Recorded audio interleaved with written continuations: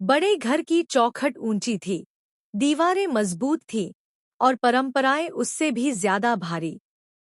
उस घर में हर चीज का नियम था, कब बोलना है, कैसे चलना है और सबसे जरूरी, बहू को कितना झुककर रहना है।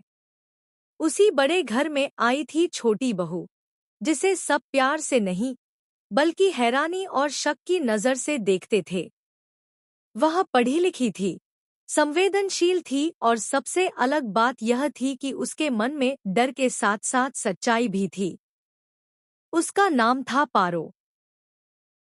पहली ही नजर में साफ था कि यह लड़की इस घर की चुप दीवारों को हिला सकती है, लेकिन कोई नहीं जानता था कि इसकी कीमत उसे कितनी भारी चुकानी पड़ेगी।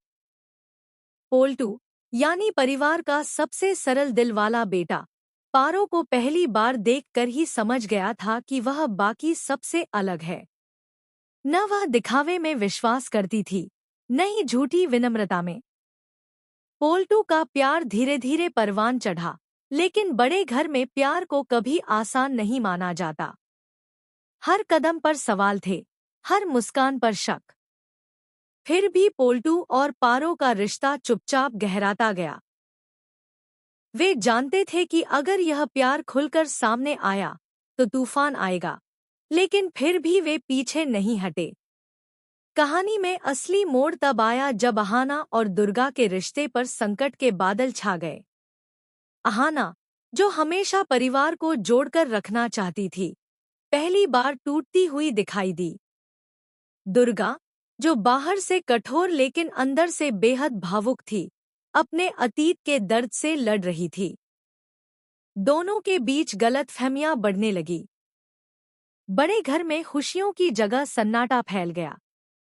हर किसी को लगने लगा कि अब यह परिवार कभी पहले जैसा नहीं हो पाएगा। इसी बीच पारो पर सबसे बड़ा इल्जाम लगाया गया।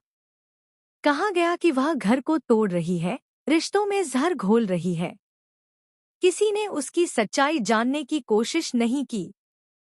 छोटी बहू होते हुए भी उसे सबसे बड़ी परीक्षा से गुजरना पड़ा।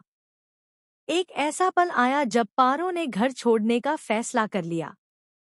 वह जानती थी कि अगर वह रुकी तो हालात और बिगड़ेंगे।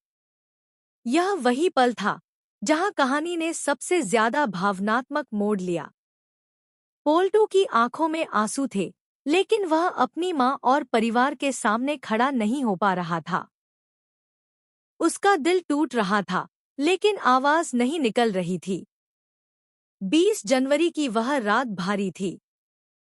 बारिश हो रही थी, जैसे आसमान भी रो रहा हो। पारो चुपचाप अपने कमरे से निकली, आखिरी बार घर की दीवारों को देखा।